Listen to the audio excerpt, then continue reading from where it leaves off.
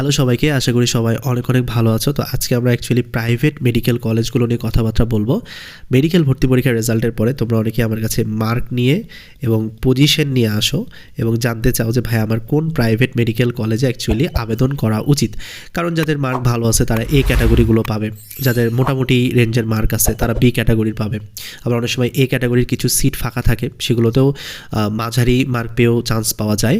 আবার যাদের মার্ক অনেক কম এবং পজিশনও অনেক দূরে, তো তাদের জন্যও কিন্তু কিছু প্রাইভেট মেডিকেল কলেজ আছে যেগুলোকে আমরা অ্যাকচুয়ালি সি গ্রেডের মধ্যে ফেলি। তো সেগুলোতে সে যদি অ্যাপ্লাই করে তাহলে কিন্তু সে চান্স পাবে। তো আজকের এই ভিডিওটাতে আমরা বেসিক্যালি হচ্ছে এ গ্রেড, বি গ্রেড এবং হচ্ছে সি গ্রেডের যে প্রাইভেট মেডিকেল কলেজগুলো আছে সেগুলো নিয়ে একটু আমরা ওভারভিউ দিয়ে দিব এবং তোমার যে পজিশন আছে, তোমার এই পজিশনে কোন প্রাইভেট মেডিকেল কলেজগুলোতে তোমার আবেদন করা উচিত হবে সেগুলো নিয়েও আমরা কথাবার্তা বলবো। এবং ওভারঅল তুমি একটা হচ্ছে গাইডলাইন পেয়ে যাবা যে কোন প্রাইভেট মেডিকেল কলেজগুলো কোন রেঞ্জে পড়তেছে। তো চলো আমরা হচ্ছে শুরু করি। তো ফার্স্টে যদি আমি হচ্ছে এ ক্যাটাগরি বা এ গ্রেডের প্রাইভেট মেডিকেল কলেজগুলোতে আসি, তো প্রথমেই আমাকে রাখতে হবে হচ্ছে ইব্রাহিম মেডিকেল কলেজ বা যেটাকে আমরা অ্যাকচুয়ালি বারডেম বলে থাকি। তো প্রথমে যদি আমি এটা সুযোগ সুবিধার কথা বলি, এটার কিন্তু সুযোগ সুবিধা অনেক বেশি এবং কিছু সরকারি মেডিকেলের থেকেও কিন্তু তোমার ইব্রাহিম মেডিকেল কলেজের যে পড়াশোনার মান বলো, পেশেন্ট বলো বা তাদের যে ইনফ্রাস্ট্রাকচার আছে সেগুলো কিন্তু অনেক বেটার।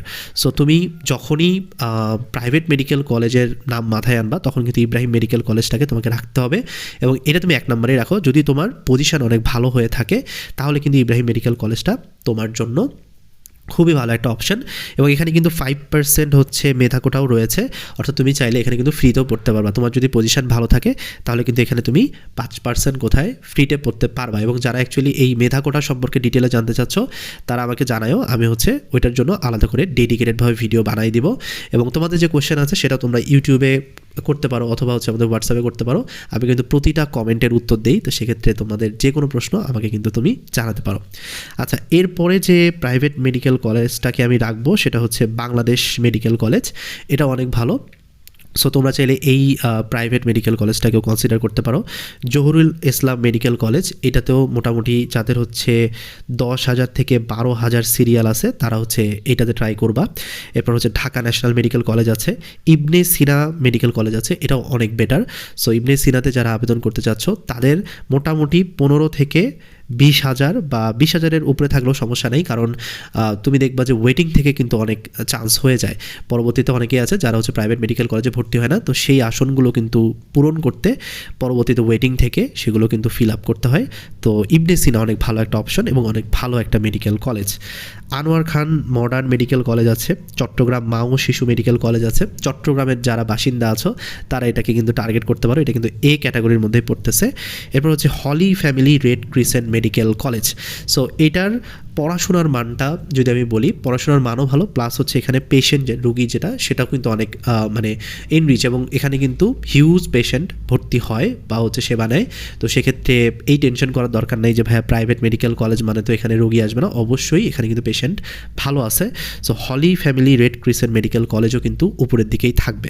আচ্ছা, এরপরে যদি আমি যাই জালালাবাদ রাগিব রাবিয়া মেডিকেল কলেজ, এটা হচ্ছে সিলেটে। তো এখন জেলা শহর বা বিভাগের যে প্রাইভেট মেডিকেল কলেজগুলো আছে সেগুলোতে আমরা চলে আসছি।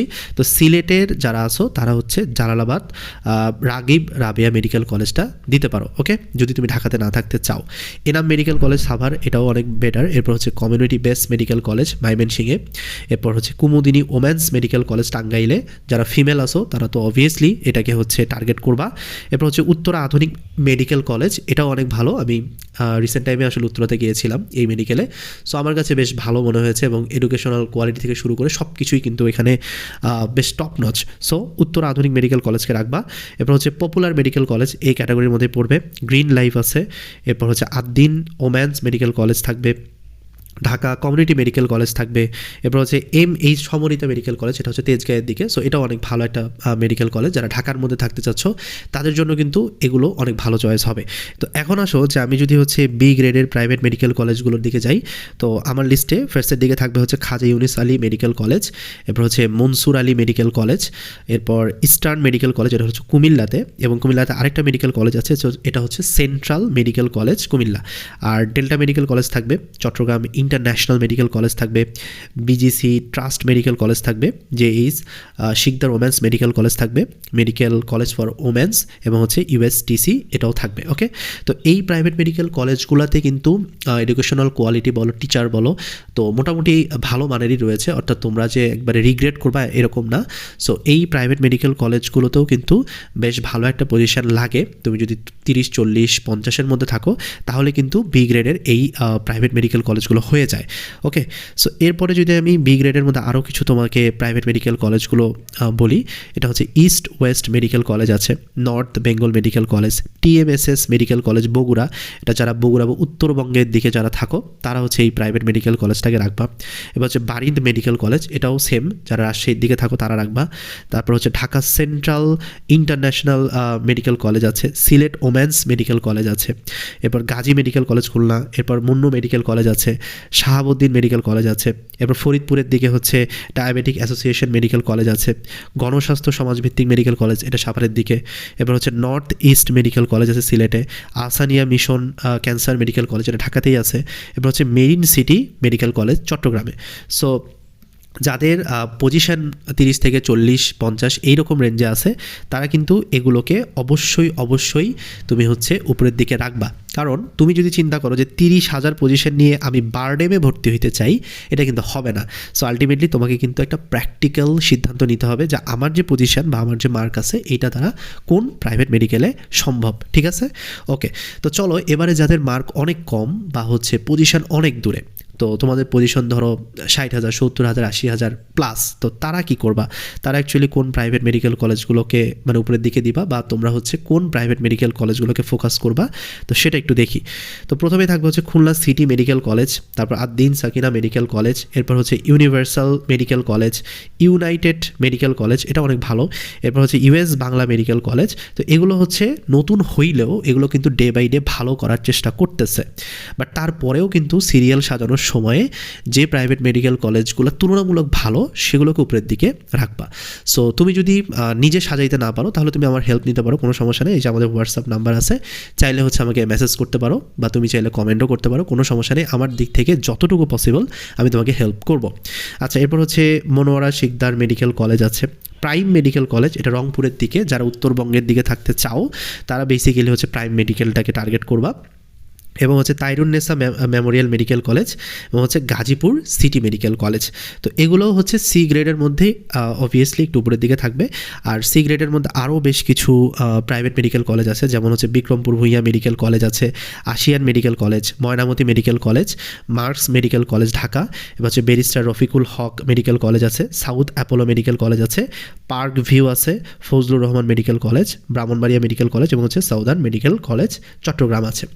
তো এরপরেও কিছু মেডিকেল কলেজ আছে আমি জানি, তো সেগুলোকে আমরা এখানে রাখি নাই, বিকজ সবসময় চেষ্টা করবা যে প্রাইভেট মেডিকেল কলেজগুলোর হচ্ছে বয়স একটু বেশি সেগুলোতে ভর্তি হওয়ার, নতুন প্রাইভেট মেডিকেল কলেজগুলোতে ভর্তি হওয়ার থেকে পুরানগুলোতে ভর্তি হওয়া বেটার। কারণ সেখানকার টিচার থেকে শুরু করে সেখানকার ইনফ্রাস্ট্রাকচার, রোগী সব কিছুই কিন্তু বেশি।